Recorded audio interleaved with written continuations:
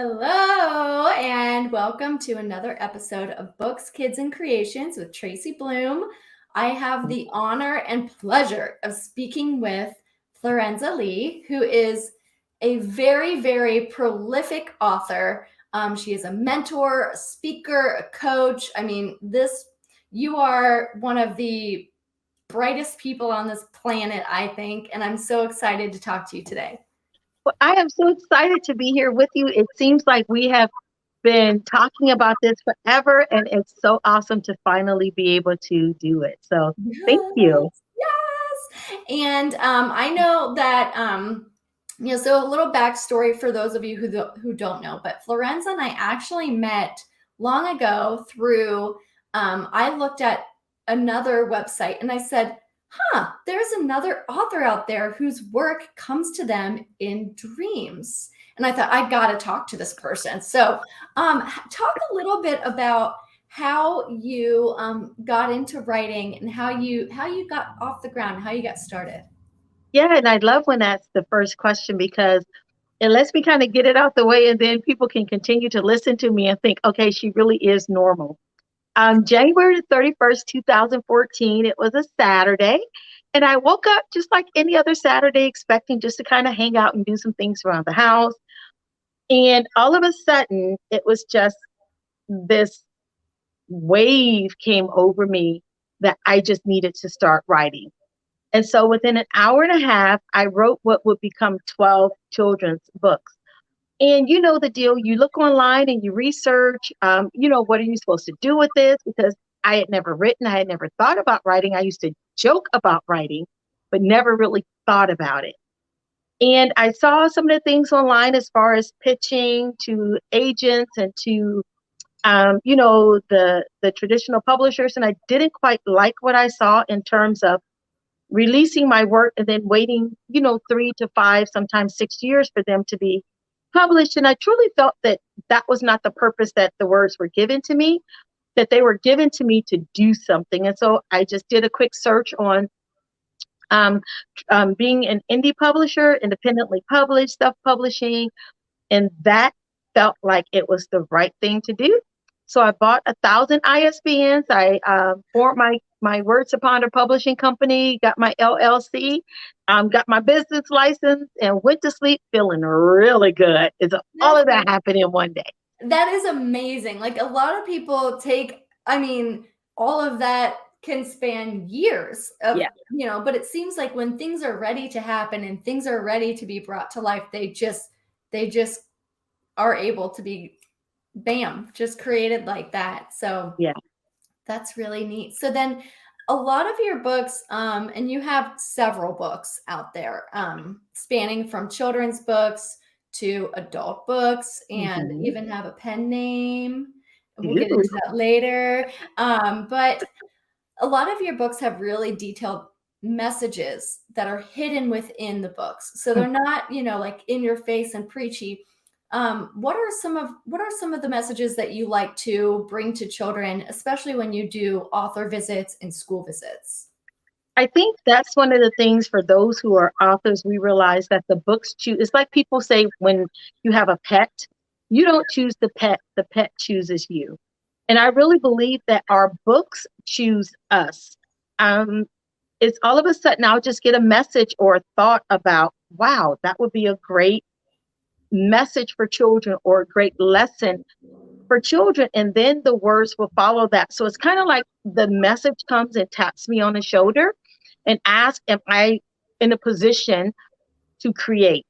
And based on what that message is, then I'll lend over time to say, let me listen to what that story is.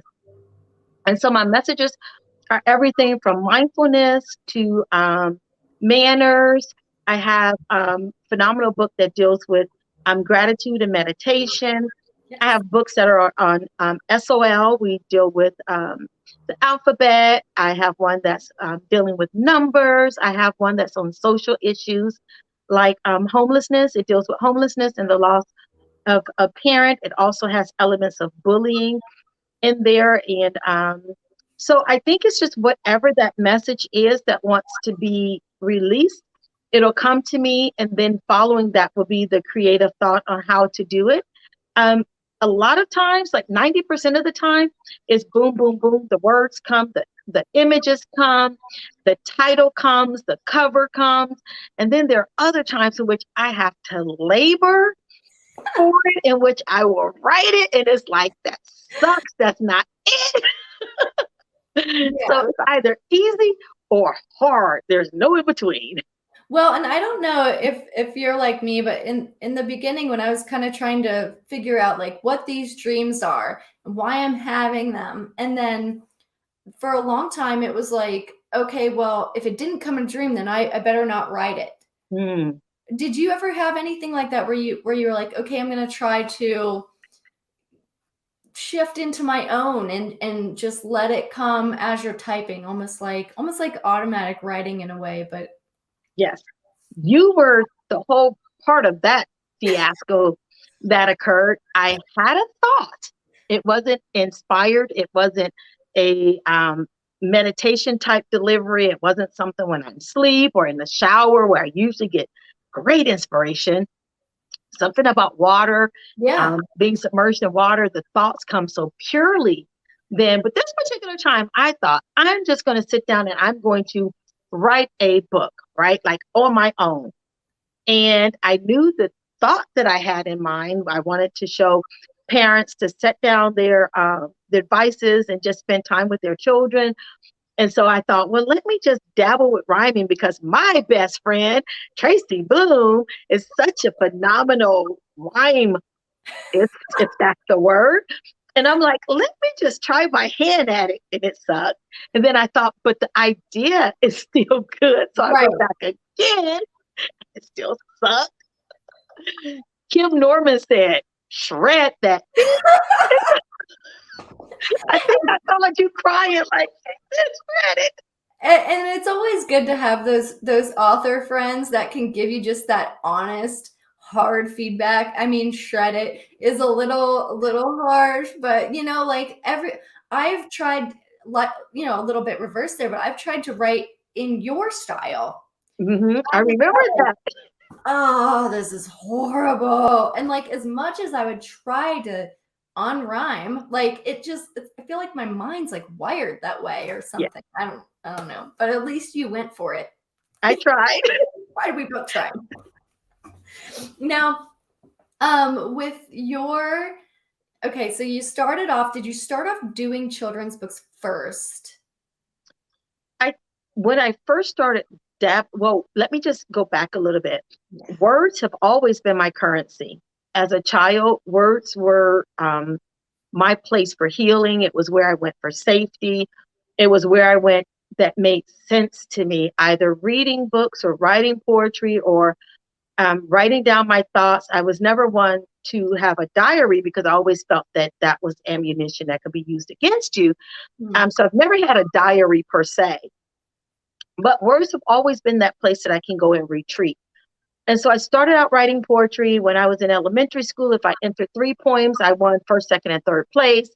The parents got mad and said she can only enter 1. So I would enter 1 and got first place. And then the school says, well, we're only going to do first place then. If you're going to restrict her, then I'm going to restrict, they restricted the amount of winners as a way for me not to be penalized, I guess. And I believe once someone else won, but she was phenomenal.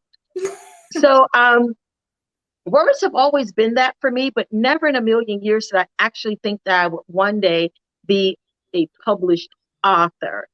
And so when I finally did give way to the thoughts, give way to the nudging, children's books were the way that they were revealed then. But when I think back, there were opportunities that adult books were trying to surface, but then I utilized those words from the pulpit or from the platforms, or I utilized those words in speaking, never envisioning that they could have eternal life in the written form. And so I think I missed a lot of opportunities prior to the children's books coming. It was just those made sense to be in writing for me. So Yeah. And that's how it cool. happened. I think it's astonishing that you can essentially be a fantastic writer in all these different types of genres of books. And it only takes that, that confidence to be like, okay, I'm going to try writing an adult book. I'm going to try writing this chapter book. And then, I mean, sometimes I'm like, which one is she better at? Is she better at, like, is there one that you feel drawn to, or is it just kind of like changes, or you just feel with the project one, you just feel drawn to what you're working on at that time, and then something new might come? Yeah, I think it's an evolution. I think you inspired me when you released Spark.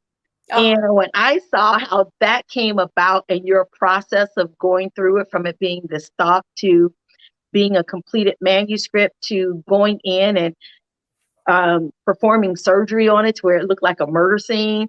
And then that confidence after the tears to say, no, I can do this. yes. I was so inspired by you that I thought, you know what?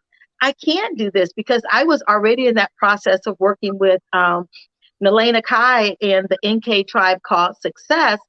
And she saw in me, I believe, what you saw in me from way back. Yeah. And hearing it come from someone who is a USA Today bestselling author and Essence Magazine bestselling author, and someone who is intimately involved with New York Times bestselling authors, to say, no, you are really good. You can do this. And so it wasn't so much that I teetered back and forth. I think because I never understood that I am a writer, I didn't see those areas blossoming as they were coming forth, and other people did. But once I got hold of it, yes, ma'am. Now, I love, and a lot of people don't know this, but there are so many powerful female writers out there, and I love the Tribe Called Success group and the anthologies that you are creating. So with the there were two separate ones, correct? There was the you each had your own books, and yours was Purpose. Yes. And so that was part of the Mary Hart series. And actually, there are 9 books in this series. There are 9 separate authors who wrote their own books. So any of the books that come through the tribe are all standalone, even if they are interwoven with one theme. You may read them all in any order independently. You may read one and not others. And so that's the beauty of what Nalena does. That's so different from other anthologies. Other anthologies, you have to read them all, or they're little bits and pieces of one book. Yeah. Hers are not. So she empowers the author to be able to have their own merchandise, their own catalog, as we're building in the tribe. And so this was actually under my name. So this is the inspirational, this is a spiritual book. It's religious based, and it's just phenomenal. So they're all together. And the one theme that works throughout all of them is that the first part of the book is a fictionalized retelling of a biblical story. And then the second half of the book is a retelling of our own personal testimony. It's like a little mini memoir. Yeah. And together you can read the entire book in 90 minutes, all of them. And some of them are even less than that. I love it. And I've read that book and I love it. And I mean, it's just, you're such a great storyteller, and you're also very spiritual. So I think these books, these spiritual books, and I kind of want to say every book that you write is spiritual in some element, because it is something that comes to you in your dreams. And in my opinion, that's from a higher power. And then you create these things to empower children, to make the world a better place, to promote lessons of anti-bullying, mindfulness, minding your manners, being kind to others. So I love that in a way, everything you create is spiritual. And there's such a balance to it. Like when I first, and you were part of this process. When I wrote the story of Faith Walker. Yes. And this is a Christian unapologetically Christian book for young readers. Even when I wrote that, and I remember calling you saying, I don't know if I'm supposed to do it this way, Yeah. because everything else that I had done had this beautiful undertone, if you will. There was nothing that was offensive. It was nothing that was overt. It was just this beautiful undertone that the child walked away with enrichment, no matter what your beliefs are. I have Muslim friends, I have atheist friends, I've got, friends who are Wiccan. I have Jewish friends. My friend base is so vast. And I wanted to ensure that children were getting the principles of these biblical truths, but in such a way that they wouldn't know it. It's like giving medicine with sugar. Old people did that, or with some vodka or some rum or whiskey. I think that was what my grandmama gave us. Yeah. But, and so it's just, introducing these truths in such a beautiful way that is so, and thank you for calling me a storyteller, because I think I am that first. And Yeah. I think it's just a way of telling a story with this beautiful undertone that the child walks away enriched, but that it sticks with them from childhood to adulthood, because my aim is to make better humans, Yeah. no matter who they are. And then also with the other group of books that you were a part of, the Queen's series. Yeah. Okay, so first of all, the cover designer, were they all J.L. Woodson? Because he's like this fantastic cover designer, and his work is, he was the cover designer for Spark for one of mine, and he's just incredible. So if you're an author and you're listening and you're wanting a cover designer, J.L. Woodson. J.L. Woodson Studios.com. Write that down. He is otherworldly. Yeah. He is otherworldly, to be as young as he is, to have insight like he has. But how could he not? His mother is Nalena Kai. Right. So, the poor guy was birthed into excellence, creative excellence. Yes. He has, and I did have an opportunity to speak with him when I was just in Chicago. Oh, you did? And I asked him, I said, what is your aim when you're creating these covers? And because they were all lined up, we had, I believe, like 12 or 15 huge banners like these, but they had all the covers on them. And I felt like I was on my way into a movie theater, that each cover looked like a movie poster, right? That it was some new movie coming out. And he said that was his intent. He wanted the covers to be these throwbacks of movie posters, to where as soon as you saw it, you stopped in your tracks. Right. You went back and picked it up, and you were like, oh my God, I want to see this. Yes. Read this. So he's phenomenal. Which part in that, because there are many books in that anthology as well. Which portion of that was yours? So I am writing, and it will release December the 28th is our release date. Don't quote me to that, but I'm almost positive that's the date. So there is already a pre-existing Kings series, and then there are Knights, and then my book that I'm doing is a different part of the whole Queen series, and I'm doing Queen of Belize. Ooh. But all of these books were birthed out of Kings of the Castle. And if you only read one book, it's called Kings of the Castle, and it introduces you to all of these kings in a fictitious castle that's set in two areas. It's in Dubai, and then there's a separate castle that's in Chicago.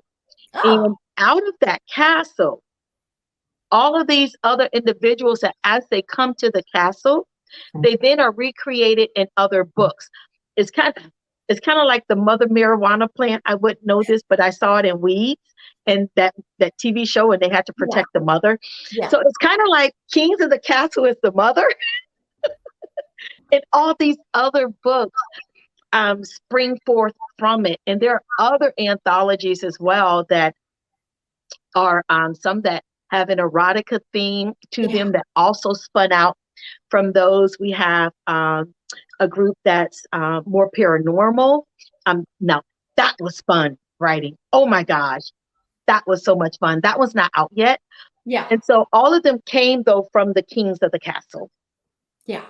Yeah. I think it's so exciting, especially when you look at these very powerful, strong authors and all that they create, and everyone's style is different, Yeah, but it weaves together. I mean, it could essentially turn into a movie or a yeah.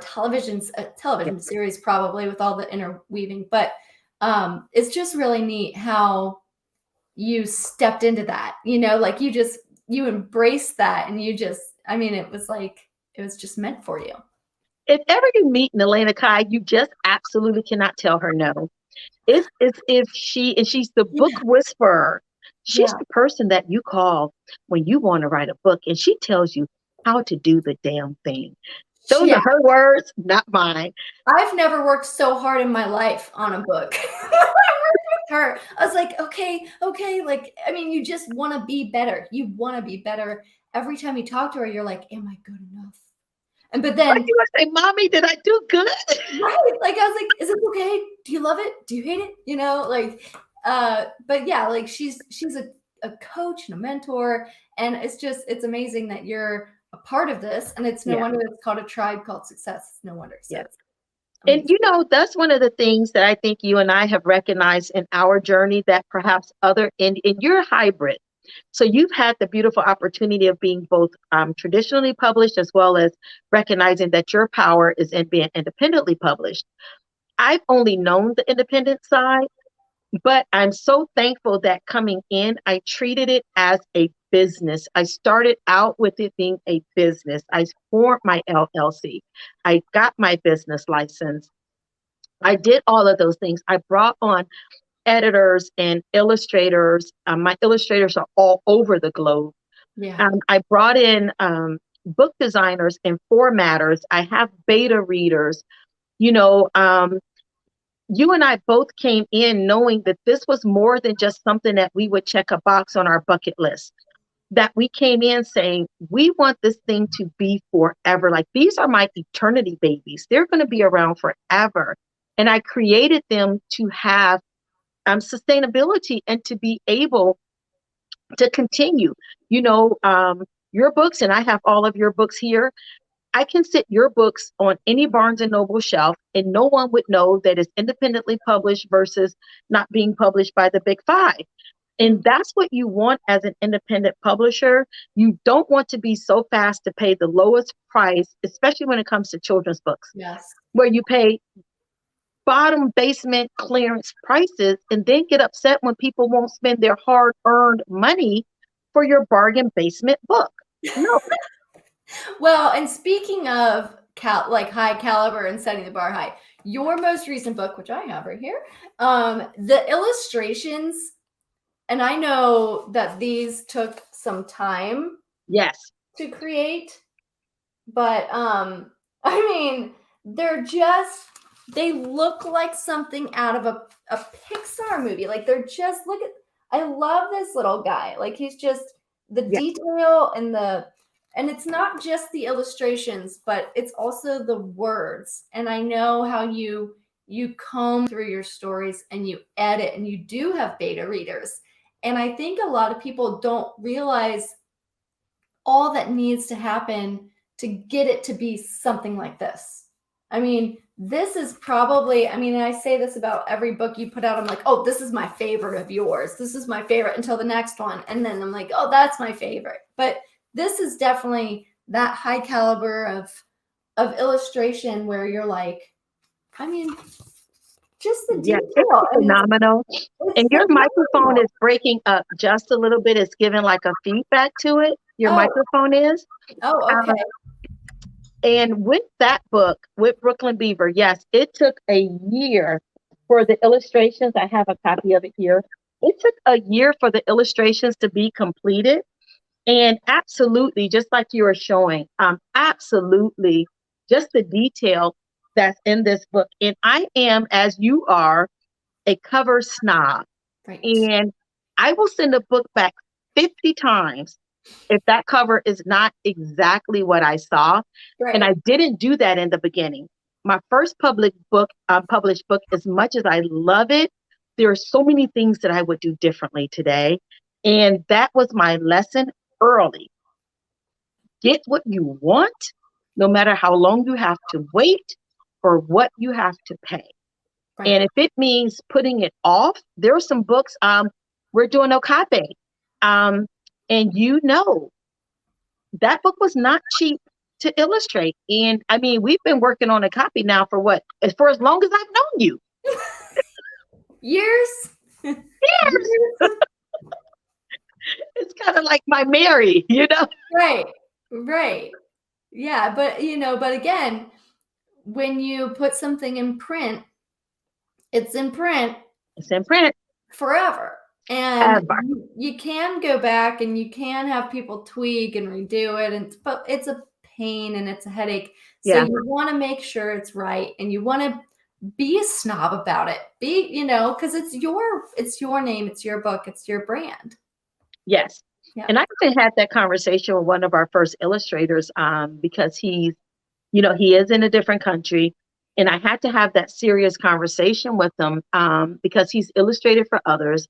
And I had to have that conversation with him that I am 57. I started writing when I was 50, boys and girls. Let that sink in. My first book came when I was 50. Wow. Yes.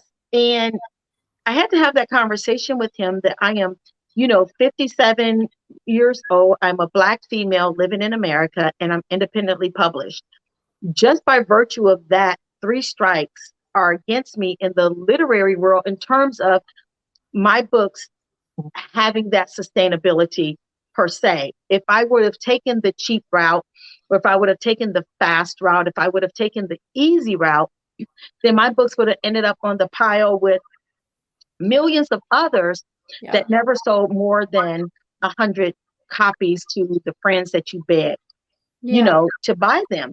And so he and I had that really deep conversation. And I just want to show, because I know we're going to talk about some other things, but it was in terms of creating, let me find it because this is so awesome, to create positive images. Let me see if I get that right. Positive Black images, right? For children to be able to look at and see themselves. And my characters aren't just African American. That's another thing that I do. Yeah. I ensure that my family units are diverse. So if you look at any of my books, you're going to see blended families, you're going to see multiracial families, you're going to see multi-generational families, you're going to see children with handicaps or disabilities or all abilities. Yes. Let's say that, correct my language. You're going to see facial differences. You're going to see ability differences. They are really inclusive. So, and you have to have illustrators who can capture that. Right. And if they can't, then, you find someone who can, because again, it's your work and your brand, and that's who you are as a person. You want to include these, these very unified books for everyone to enjoy, not just one kid who looks a certain way, so that's amazing. Yeah. Yeah. And you know how I came to have children in my books at all? Because my thought coming out the gate was all of my characters would be animals. Oh, right. You remember that? Because I called you crying. I sent my books to a book festival, and they sent them all back because it was an African American book festival. And I thought, well, I'm Black, and I wrote the books. Right. So let me send my Max, which is crazy because Max has been purchased in 31 countries. So what better book to send? And they were all sent back. And I thought, this has never happened. And they sent me a nice little note saying, we expected to have books with African American characters. Well, I had never considered that. Right. And I called you and I was like, I don't understand. They sent my books back. Yeah, I know. I remember that. And I was like, but he's a dog. It's a book about mindfulness, and it's a dog, like who doesn't like dog books anyway? And that book is so special. And as you read it, you go, oh, Oh, like, Yeah. and there's all these lessons interwoven, and it's a wonderful book. Now So, that's 100% dream. I only changed one word. I changed the word from really? bite his tail to tag his tail. Literally every picture in that Oh, book was a dream. Michelle Wynn captured. I had to very detailed. I sent her very detailed notes of what I saw in the dream, and she captured it all the way down to the expression on Max's face. Like absolutely captured every single element yeah. of this book. Yeah, so she did a phenomenal job. Wow. See, I never get words in the dreams. Oh, Mine are all like I'm watching them as they're like a movie on a movie screen. And then, I get to see the characters and where they go and what their names are and what time period it is and yada yada. But it's been rare when I get words. oh, see, I get words, I the colors, I get it's like a movie, but Yeah. it's a movie with words, a sound Oh, and action. Now, another friend of ours, Stephanie M. Freeman, who is a spectacular writer, and she has a book coming out very soon. Now, her characters actually appear to her like in daytime, which they will have to come in day because her characters will make you scared to sleep alone at night. But she was sharing in um, something of the blood. Oh my gosh, I can't remember the name of it. But Stephanie M. Freeman, remember that? yes. And Season of the Blood. And Oh, she was sharing how she had like a 2 hour drive that she was driving, and she looked over in her passenger seat, and there was just somebody like sitting there. And they talked to her the entire way home, and that became this entire book what? because this character spoke to her in such a way. And I've had that experience where characters in books will be trying to get my attention. The best one was, I'm trying to find it, Mind Your Manners, Mia. Oh, yes. I love This, that book, by the way. yeah, this character kept coming to me. I would be doing other things and I would hear her say, but I want to tell you my story. And I would think, boy, I'm really losing it. And Right. then I would do something and she says, but I want you to tell my story. And finally I listened, wrote the book in 8 minutes. Nothing changed from the 8 minutes. And this is really one of my favorite books. I love that book too. And it has good lessons about manners and it has, cute characters. I love that book. But I think it's really spectacular how these ideas come to various people in various ways. And it is almost like, and maybe it is like premonitions, Yeah. connecting with God, connecting with, your higher power, whatever. But I wonder how many people out there have these abilities, Mhm. but they either don't pay attention to them, or they shut them down, or they think they're crazy, or whatever. They don't embrace them. So, part of and I know you do a lot of school visits too, Yeah. but part of the thing that I do when I do school visits, I usually talk about intuition and I usually talk Mhm. about how my dreams are the source for mine, but there's no wrong way to brainstorm. Yeah. And I think that through your mindfulness books that allow kids that quiet space Yes. to receive these ideas. I think it's really important what you're doing. And what else is more spiritual than to have a thought in your head and then it becomes tangible? Like Yes. this is spiritual. Yes. All of these existed in no other place than in my head. Right. They were thoughts in my head and now they're tangible. And so, yes, creativity is spiritual because we're creating something from nothing.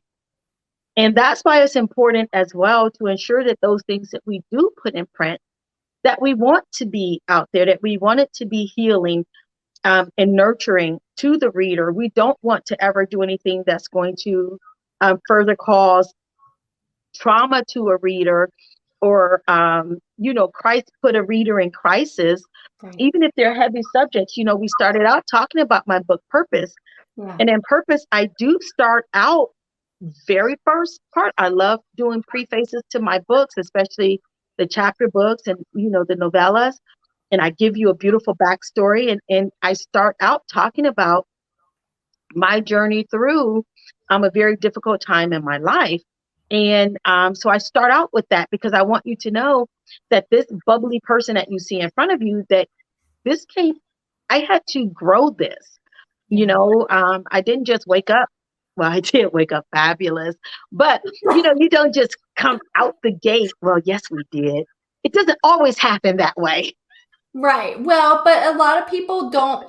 I think that you do an excellent job at examining things that are hardships and growing from them and finding ways not only to just grow from them, but to empower others to take similar steps. Mm-hmm. So, a lot of things that you've been through in your life, very hard situations, you use those as stepping stones. And I think that alone is really powerful. Yeah. And I think those are the people who are very successful. Yeah. Those who examine it. I know when I first started, I had you that I was able to bounce things off of. I had Kim Norman, and she is internationally known. And she's at a level that, oh my gosh, I one day hope to be. And, she told me it's okay to have a message or, this deep thing that you want to share in your children's book, but children just want to be entertained first. And so how are you going to present that message in such a way that they don't know that they're getting this beautiful message? And the best way that I describe that to children when I'm doing school visits is I ask them to tell me what they know about Rudolph the Red-Nosed Reindeer. And they always say, oh, well, he was a reindeer. Oh, it was Christmas. Oh, he helped Santa. But then I ask them to look at some of the deeper lessons that you learn through Rudolph. We talk about bullying. We talk about acceptance. We talk about purpose. We talk about, creativity. We talk about the power of your words. We talk about assertiveness. Yeah. We talk about those things because those are all the beautiful elements that's embedded in that story that we don't realize when we're children. But as adults, we go back and we're like, oh my gosh, that was some deep stuff. Right, right. How did they put all that in the story of a reindeer with a red shiny nose? Yeah, that's good writing. Beautiful writing. Beautiful. Yes. So let's see, what else is on the horizon for you right now? So I know you always have a bunch of things on your plate, like you always have several projects you're working on. What are some near and future things that you're doing? Absolutely. So we have the third book in the Olivia series. I don't know if you guys can see this. So all of my books are very interactive and engaging. You're not just going to read to your child. The child has to find something, do something, see something, shout something, jump something, breathe something, blow. They have to do something. I don't want reading to ever be boring.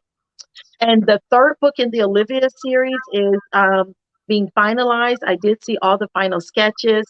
Absolutely phenomenal. I think I sent you that email. I was like, oh my gosh. Yes, and they do look great. Yes, and so that's coming out. The Okape is coming out. That book is actually done. So Fania Delhart is sending the final to me. I'm super excited about that. We are also doing Two Bees in a Hive, which is my book that deals with siblings when one of the children has a mental health disorder. And I show that children don't see that. They just see their brother, their sister. And so that's a very deeply embedded message in that book. We are about 90% done with that one. We're still working on Akape, Land of the Secret Sea Keepers, just trying to decide if we're going to keep that as a early reader chapter book with illustrations. I just can't chop it down. So yeah, it's hard doing that. It is. And then, of course, on the adult set, I am working with Nelena Kai with the NK Tribe Called Success. The Queen series will be released. The Mary Hearts series will be released, where I'm part of the Pleasure series, which was born out of one of her books. And then from that, 9 books came from it, and I'm 80 days. So it's 92 days that this couple was together, and she broke it down into 9 books that each cover a 10-day period. My book is Oh, set in Germany at one of my favorite castles there, New Schweinstein, which is where Walt Disney got his version for Sleeping Beauty's castle. So oh, that book is coming out very soon. Um, and then I'm hoping to do some projects on my own that are chapter books for children because I really want to grow that part. But I'm so busy with the books that are under my pen name. I think it's probably going to be this time next year before I can really, really, really dab into that. And I just really want to grow right now yeah. in that field. Yes. So And also something I didn't even cover on is that you've done some big festivals, yeah. big book festivals because you empower other authors, you help lift other people up. And so I know COVID kind of put a damper on some of that, but hopefully, since we're now both in Ohio, we can do a big festival maybe next year. And I'm hoping to bring, so for those who know, I did start a festival in Virginia called the Hampton Roads Indie Author Book Festival. At one point, we had 250 authors that were slated to come out. We had 175, I think, at the one before COVID hit. That one is continuing on there. Reach Reads, which is a Reading Enriches All Children, a nonprofit that provides free books to our underserved communities. They have taken over the Hampton Roads Indie Author Book Festival, and I am in the process of creating a new festival for this area. And most definitely will be letting you know so that we can get everyone together under one roof and celebrate literacy. Yes, yes. Well, Florenza, you, as always, are just a delight to talk to. And I'm so excited for your work. I'm excited for your career. And there's a reason why you bought 1,000 ISBNs on your first day. Like, there's going to be years and years of your work to come. So, thank you so much for being here today. Thank you for having me. And to all the aspiring writers, get yourself a good mentor, not someone who's going to agree with you, but someone who's going to grow you Yes. and grow in a process and just have fun. There is fun in doing it the correct way. It's not like going to stifle your creativity. It's not like a wet blanket. You're going to have to, iron sharpens iron for a reason.